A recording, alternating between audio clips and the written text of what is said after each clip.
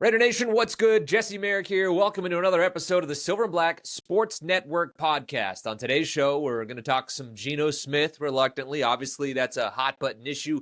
Many folks want to see him benched. Yeah, I'll offer up my take on the matter. Plus, we're turning the page to the Titans and bringing in longtime Titans reporter Jim Wyatt to help us break down this matchup with the Tennessee Titans. Obviously, two bad teams, but Jim really dives into what Cam Ward has shown him through 5 weeks and how the Raiders defense can take advantage of the rookie, even though he did look really solid in the fourth quarter of that game. Now, he explains whether or not they are turning a corner off of their comeback win over the Cardinals, and we also hash out where the Titans have struggled the most and why this should be a get-right game for the Raiders at home over to Allegiant Stadium. Those aren't easy to come by for them right now. So, with that, let's get into it, guys.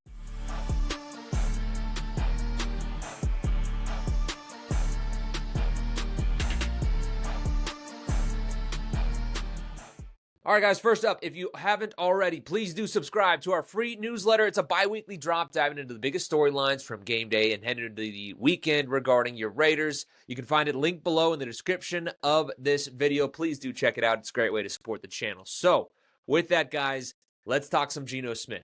I do want your take on it. I know a lot of folks have said that he should be benched for Kenny Pickett right now. Sound off in the comments and let me know how you feel about the matter and give me some reasoning other than the fact that he's thrown 9 picks. I know we can't just throw that away, but I just want some analysis from you guys to get your guys' take on it. I've seen it on Twitter so far. Obviously, there's a lot of negativity there, but do you guys really think that's the right move right now? In the meantime, I'll get into my take here, all right? Nothing is going to happen until at least after the bye week. That's my take on it. This staff is really bought into him. And then maybe even nothing happens after that as well, because let's be real, the Raiders invested a third-round pick in him and signed him to a 2-year, $75 million extension.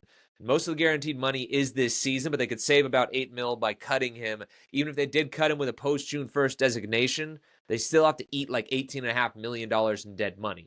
That's all a conversation for a later date. But obviously, look, a bunch of money has been invested into Geno and even draft capital as well. So, like, this is a staff that feels tied to him. Obviously, we know how much Pete loves Geno too. So there's a lot of factors at play in this one. It's not just as simple as throw Kenny Pickett in there. Like, the Raiders have to figure out if Geno can sort this out and be a guy going forward. I don't think they're just going to rely on 5 weeks with the group that they currently have around him. And the reason I say that is because it's a really young group around Geno. I'm not sitting here trying to make any excuses for him, but let's call a spade a spade. This is a really young group with a lot of newness going on around them, all right? Think about the offense that was out there against the Colts with him. No Brock Bowers, no Michael Mayer. And I know it's looked bad outside of this game as well, but also no Colton Miller out there either. He was working with a backup left tackle, 2 rookie wideouts, 2 second-year O-linemen, and a guy who's still learning how to play center as well. Look, even though I think Genti, that is a dude, he is still a rookie too. So, like,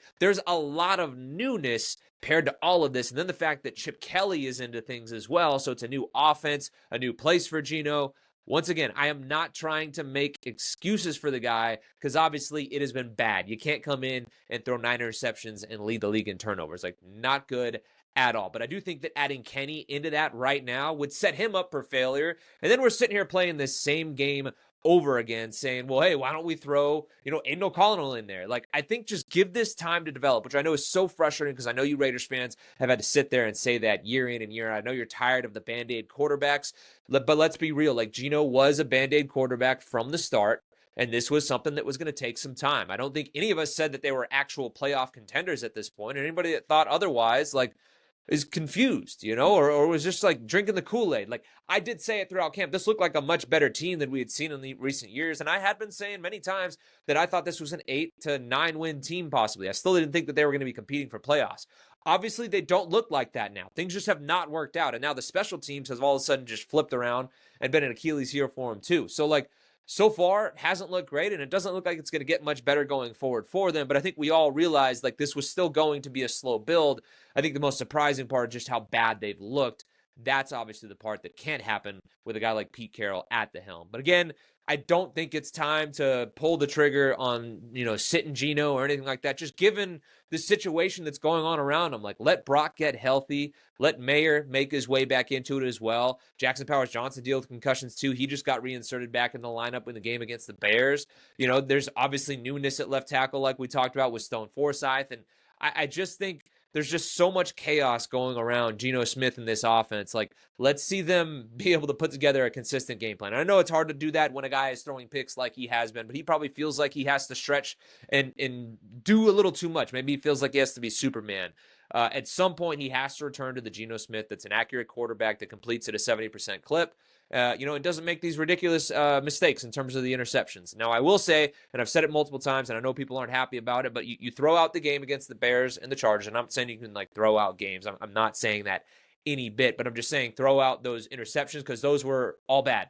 All bad interceptions, critical points in the game. I think if you look at it overall, most of them are when, they're trying to stretch and do things, or when the game is honestly already out of hand. I mean, the one to where he was thrown for Dante Thornton, like, I think the game was already kind of out of hand at that point. Again, bad throw, shouldn't have made it. Dante does need to run a better route. We talked about it on the reaction podcast, but I just, that one is to me where it's like, hey, look, game was already out of hand in the way that they were playing. It was just a no-show from them. The one that's tipped, I am of the camp where, like, look, you can't put that too much on him. It gets tipped up. Who knows what ends up happening? Obviously, he's looking for a wide open Jack Bech in the back of the end zone. It doesn't pan out that way. I'm not trying to give the guy a pass. I'm just looking at some of these picks and the way some of them transpired. And let's just see how he looks when the offense is, like, moving a little bit better, when they have a little bit more continuity around him. And again, I've said it many times. I know it's hard to have that continuity when you got a guy that's just throwing picks at the level that he is. But at some point, he's got to rein it in. These defenses are also challenging him to throw. Let's be real, especially with the lineup that was out there against the Colts. Like, they don't have a true number one guy. Anybody that we've talked to on this podcast, when they come on, they say that they think defenses aren't afraid of him. Well, look, in that game against the Colts, go back and look at it. They're playing a lot of one-high looks and daring the Raiders to throw, and they just don't have a guy that can win, especially when you're going up against a guy like Ward who's been shut down. So then you're relying on some younger receivers. And I know I was very high on Trey Tucker, and I think he has flashed at times, and I think they do need to take advantage of him more. And don't get me wrong, there were some times when Geno's missing some open receivers, but it's very clear he doesn't really trust the protection. He's double clutching some things. So let's see what he looks like here against the Titans. If it's as bad as that, like, I get it. I get why people are coming after him, because the Titans are not a good team. But then I still think you have to wait till after the bye week to make any sort of change, because let's also be real that they traded for Kenny Pickett late. He is also coming off an injury. He's healthy now, but, like, new thing, new system, new thing for him as well. And he's not necessarily the guy that lit up the world. And I know he didn't really put the ball in harm's way a ton, and he's come on and looked pretty good in relief when he's had his opportunities. But I think if you are going to turn to Kenny Pickett at some point this year, do it when he has a bye week to prepare for things coming out of that one, and maybe some more continuity on the offense as well. Ashton's just kind of sorting things out. Obviously, he did look great against the Bears. I thought he, did well with the opportunities that he had here in this one against the Colts too. Like, he's very clearly getting a little bit more comfortable, and it's only going to be more comfortable by the time they come out of the bye week. And I know you guys aren't in the game, and none of us are in the game of waiting and delaying and just kind of chalking things up as a throw up. But at the end of the day, like, the team is what they are right now. They're 1-4. They don't look good. They don't look like a playoff team. Maybe not throw Kenny to the Wolves right away. And I know the Titans aren't the Wolves. Obviously, I know they're not a good team, but maybe this is a get-right game for Geno and a lot of the people, and it can be a bit of a slump buster for him. Who knows? I know as bad as they've looked, it's wild to even be able to say something like that, and I might be crazy for saying that, but I think this is a good opportunity for the Raiders to come out at home, and kind of just right the ship against the bad Titans team. So we'll just have to see how that goes. But again, I don't think they're going to bench Geno anytime soon. Everybody's shouting from the mountaintops that they need to now. Look at the thing and the situation around him, and also look at who the other option would be, and kind of what they're doing to that guy too. So, like, let this team get a little healthier in terms of Brock and also Michael Mayer coming back. And then if you do turn to Kenny, throw him out there in a good situation. That's really my take on things. I think it's just too much of a knee-jerk reaction to do that. Also, given the fact of how much you're invested into this guy. Like, if you move on from him now, that's it. There's no going back to that. So give it some time, which I know is frustrating, because I know you guys have been saying that at the quarterback position for way too long. And obviously now they are not going to trade for Shedeur Sanders, because look at the situation with the Browns. They go and trade Joe Flacco. So now Shedeur is their number 2 quarterback. I just don't see them moving on from him now at this point. So I think it's time to move on from that. And speaking of moving on, let's go to our conversation now with Jim Wyatt, the OG Titans reporter, who did help us break down this matchup heading into Sunday. Take it away. All right, Jim, let's just get it rolling, man. The Titans pick up their first win, a comeback victory for them against the Cardinals. What was your biggest takeaway from that, of maybe feeling like the Titans are turning the corner, or how do you kind of wrap your head around that one? Yeah, I mean, it's certainly been a struggle around here the first 4 weeks of the season, doing a lot of things wrong, losing some games where it didn't play well in the fourth quarter. This game flipped, got some help from the Cardinals. Obviously, they lose the ball at the goal line. They fumble an interception, recover for a touchdown. They have a ball go off of Kyler Murray's face mask, and the Titans took advantage of a lot of those opportunities and finished the game strong. They were down 21-3. Cut it to 21-6.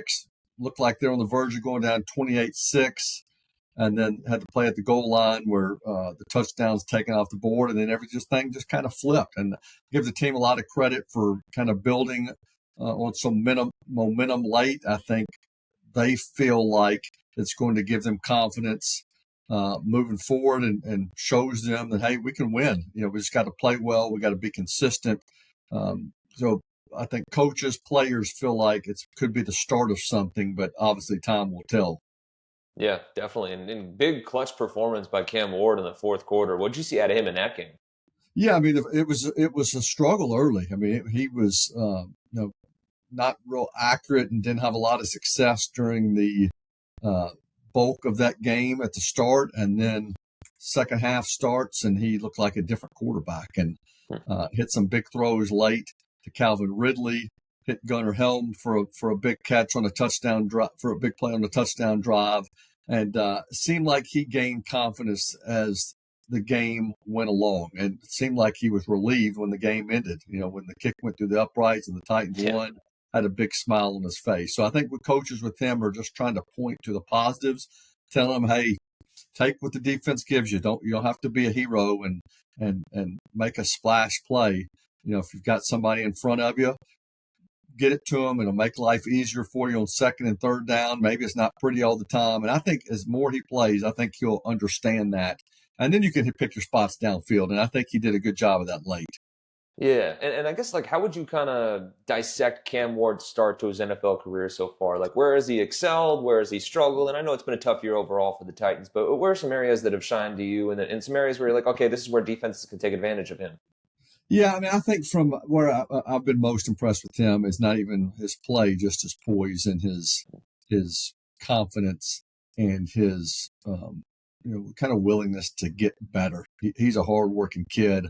All he cares about is football. He spends the time in the classroom. He gets here early in the morning. He's a good leader on this football team, elected one of the captains. Does everything the right way. On Sundays, yeah, he's made some mistakes and he's turned the ball over a couple of times.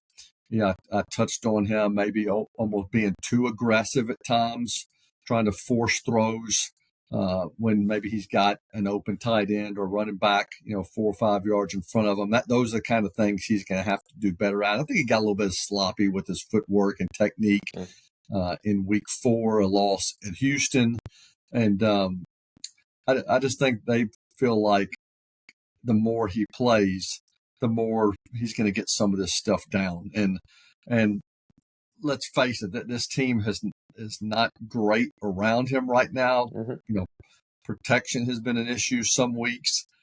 Catching the football has been an issue some weeks.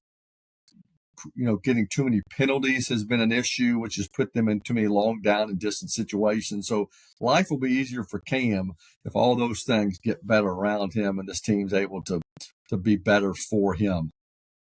Yeah, I think Raiders fans are probably feeling the same way. It's been a bit of a rough go for them too in a lot of different areas. Pass protection has been something that hasn't necessarily held up for them, week in and week out, but they've kind of sorted some things out in that area.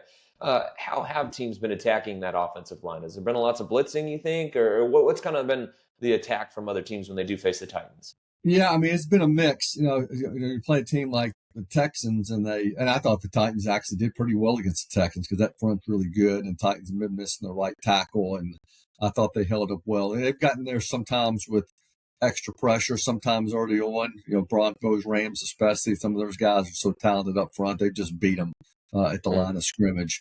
Other teams have sent extra guys. The other problem, again, is Titans have been in so many second and long, third and longs, and teams have been able to just pin their ears back and come after them. So, I think it's going to make Cam's life better if they can run the ball with more success and get into 2nd and 4 instead of 2nd and 10, and have a 3rd and 3 instead of a 3rd and 11. And that way, you're keeping the opponent guessing a little bit more. So Titans hoping to get J.C. Latham back. They've been without him since week 1. He's the right tackle. If you can get him back, that helps matters. And I think Lloyd Cushenberry, the team starting center, he was coming off an Achilles injury that sidelined him for most of last season. I think he has kind of gotten into more of a groove the more he's played. So I think a lot of things are starting to come together that should help this unit improve. But certainly they need to see it over a longer period of time. Yeah, definitely. And obviously Max Crosby is going to factor into this matchup a lot. How do you think they try to handle him? Because they obviously haven't faced somebody quite like him so far. Yeah, I mean, he's a terror for sure. And I think, again, one of the issues the Titans have had is they've spent so much of an emphasis on protection and put double teaming, like having a tight end chip or a running back chip, and not having a lot of guys go out for coverage. Sometimes when Cam drops back, his targets are limited because they've held so many guys in to protect. So I think this is another situation where they're going to have to spend a lot of time and effort and personnel trying to slow Crosby down, and because they don't want him running free, knocking Cam's block off. Yeah, no, Max has a tendency to do that, that's for sure. Yeah. Receiving core wise, obviously we see Calvin Ridley go off in this game here against the Cardinals. I believe he went 131 yards receiving on the day. I know it's probably been mostly quiet from him, but this game explodes. What have you just seen from him in his totality? Because this is a guy that at one point in his career, had a really solid career going, and then obviously things have kind of slowed down a bit recently. Yeah, and I think maybe Sunday was a start for Cam and Calvin. Like, they've had moments during the first part of the season, obviously not enough. Calvin, I think, been in his head a little bit after some drops and some inconsistency, and then last week he didn't practice Wednesday and Thursday because he was dealing with an elbow injury, dealing with, I think it was a knee injury, which he was on the report with as well. So he didn't practice till Friday, and I think some people thought his impact in this game would be somewhat limited, and then he turns out to have the best game of the year. So he has been inconsistent through 5 games, but heading into this game, in Vegas with momentum and confidence, and I think he's on the same page with Cam. Those guys have a really good working relationship, both on the field and off the field. So I think it's there. Titans, have not had a consistent threat aside from Calvin, which affects him because he's getting more attention. So Titans need some other guys on that other side to be better too. And they got young guys playing. I mean, it's Alec Eagleman, a rookie from Stanford, has been good. He didn't have his best game on Sunday, but he's been a part of what they try to do. Obviously, they've got a lot of other guys that are kind of rotating in. Yeah, and one of the things we've seen, teams be able to do against the Raiders, because they play kind of a soft zone, they rely on their pass rush to be able to get home. How do you think this offense fares against that kind of attack, where there is that there's some room within the zone here, and the Raiders have cranked up the pressure a bit, but not as much as I think we imagined. So just how do you think they'll fare, receiving threat wise against the zone defense like this? Yeah, it'll be interesting. I mean, I think what you'll see. What I suspect they'll do, and part of it is the emergence of some guys. But Gunner, I think you try to get the ball to tight ends. I think you try to get the ball to maybe the running backs out of the backfield. Gunner Helm, they're one of the draft picks from Texas, had a good game on Sunday. I think you try to get him more involved. Tyjae Spears played his first game last week after missing the first 4 games with an ankle injury.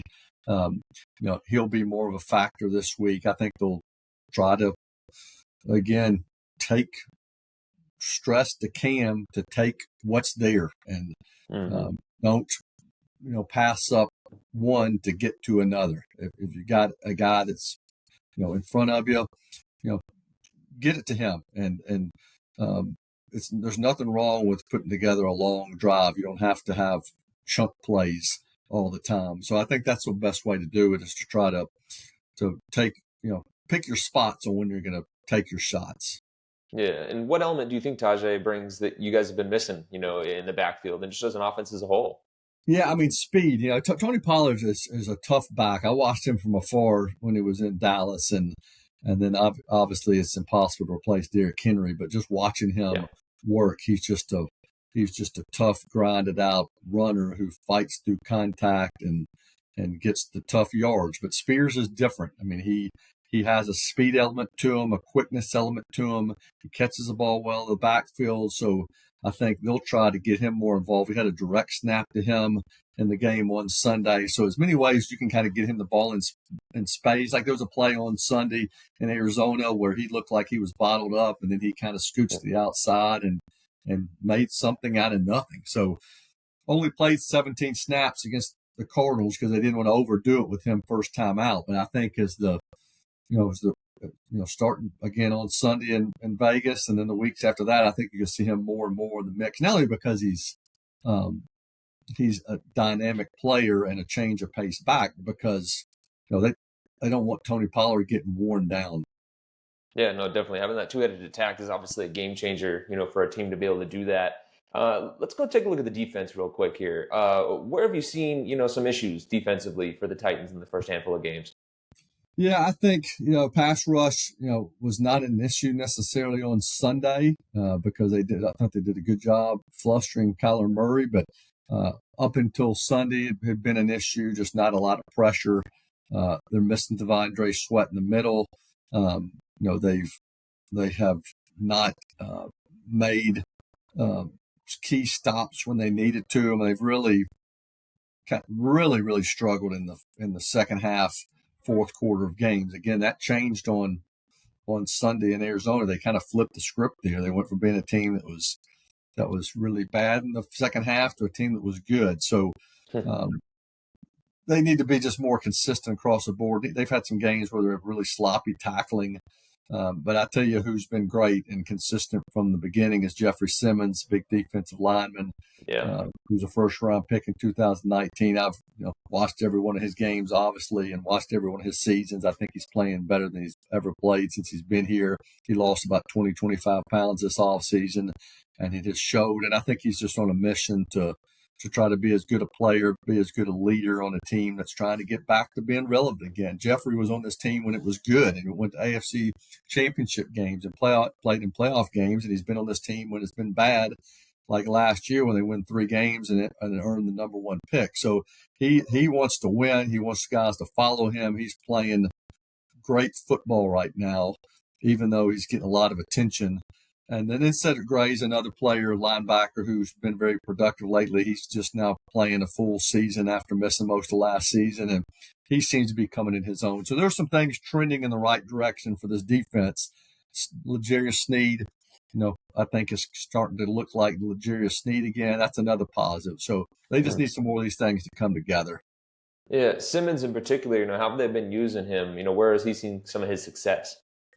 Yeah, but boy, he's lined up all over the place. That's what makes it a little bit tougher. And again, with Sweat out, the Titans have had to look for different ways to attack. But he's lined up on both sides. He's lined up straight in the middle of the line. Sometimes it was last week in Houston. And it's not just a rare occurrence, but I watched him for stretches against Houston, and he's taken on 2 guys on a regular basis. Sometimes 3, he gets attention from 3 guys, and what that should do is free up other guys to make plays. The Titans have not done that consistently enough, but did start to show some signs of it this past week. Definitely, yeah. So definitely got to circle him and find out where he's at. How do you wrap your head around the matchup with Ashton Genty in this rush defense? How do you feel about that one for the Titans? Yeah, I mean, Titans have been, they were fortunate they didn't give up a 75-yard touchdown run on Sunday against the Cardinals. Titans have had the moments there stopping the run. They pride themselves on stopping the run. Their defensive coordinator, Denard Wilson, is consistently hammering them about stopping the run.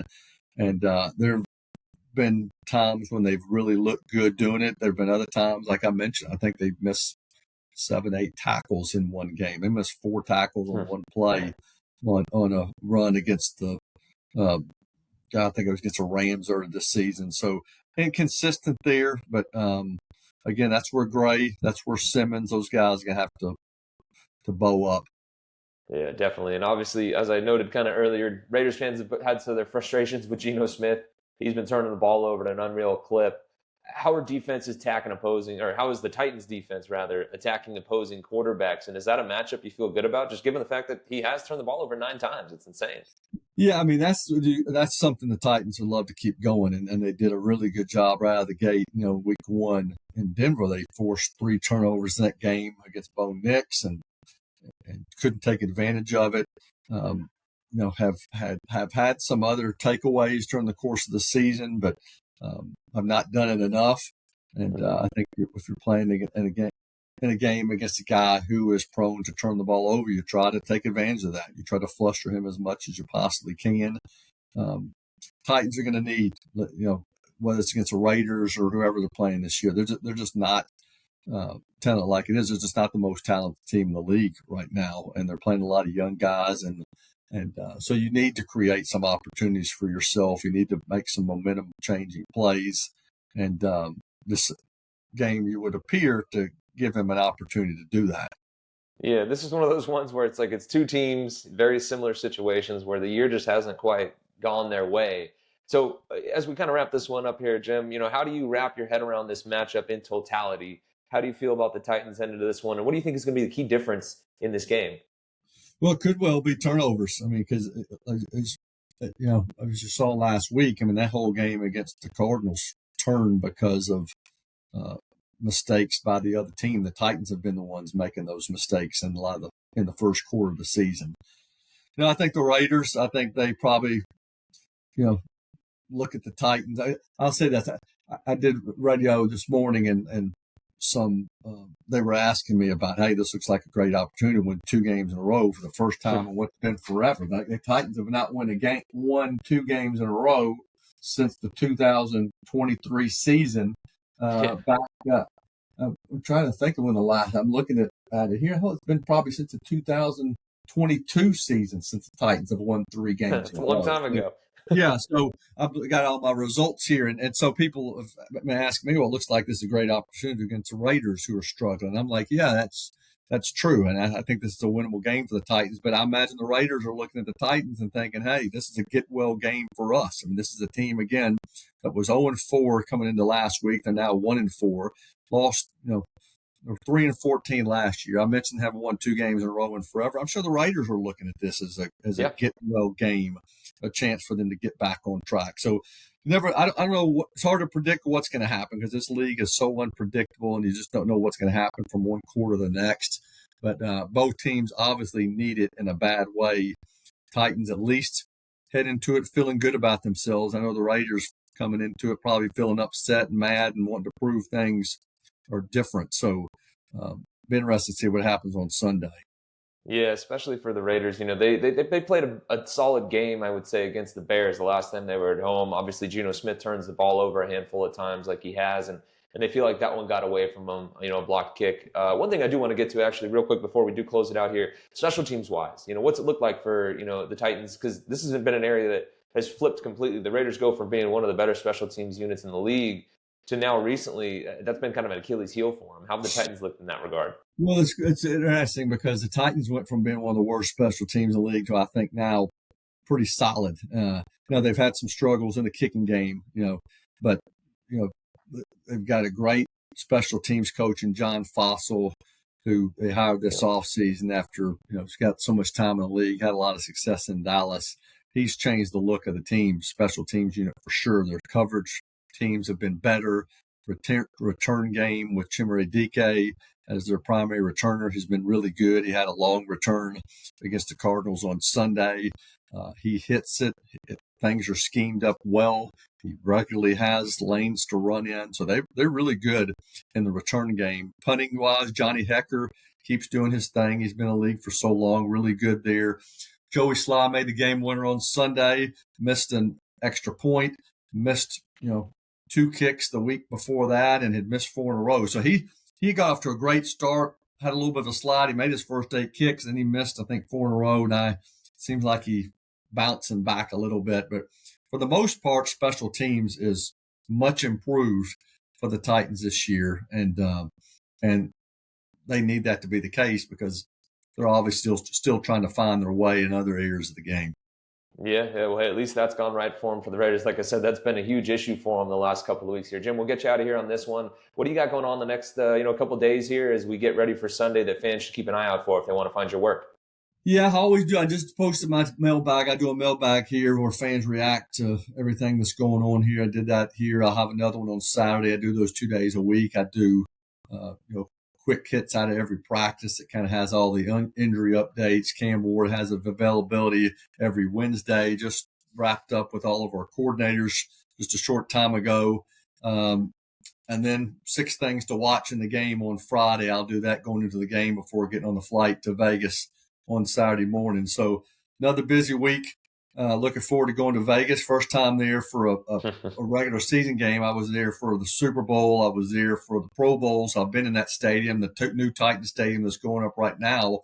I think inside is going to look very close to Allegiant Stadium. They built the kind of bowl, and part of it was because they spent so much time out there looking at that stadium and trying to replicate it in some fashion. So it'll be cool to be back out there. I love going to Vegas. Hoping to go see the Eagles in the Sphere on Saturday night. I was out in Vegas to see Kenny Chesney in the Sphere over the summer with my family.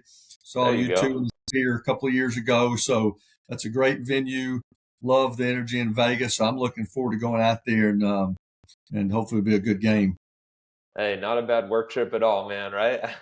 Yeah, I love going to Vegas. Yeah, so always one of my favorite trips. And I don't gamble and I don't drink, so I still have a good time when I'm out there. Yeah, there's always something to do in Vegas, whether you're gambling or drinking. Either you can always find something fun to get into out here. So, hey, Jim, thanks again for the time, man. Looking forward to seeing you over at Allegiant Stadium. Have a great rest of your week, man. Okay, appreciate it. Shout out to Jim. He was awesome. I really appreciate his time. All of our guests, really. That was one thing I've been thinking about lately is how much I appreciate people giving me their time to help me break down these matchups. It ain't easy doing a solo show, but it's always great when people who have a wealth of experience will hop on the show to do those things with us. Now, we did talk about Geno at the top of the show. Coming up in our Friday edition of the podcast, it's going to be a good one. We're going to catch up with Cody Alexander of Match Quarters. You guys have seen him before. We're going to get his take, a defensive guru's take on Geno's play, and dive into how teams are attacking him and whether or not he thinks that Geno is actually the problem for this Raiders offense. It's going to be a good one. And also do make sure you do please like and subscribe to this podcast wherever it is that you guys are listening to us. If you like what you heard, hit us with a 5-star review and leave a comment as well, guys. We love the comments, good, bad, ugly, all of it. And we do always appreciate you watching and listening. And we'll catch you next time on Friday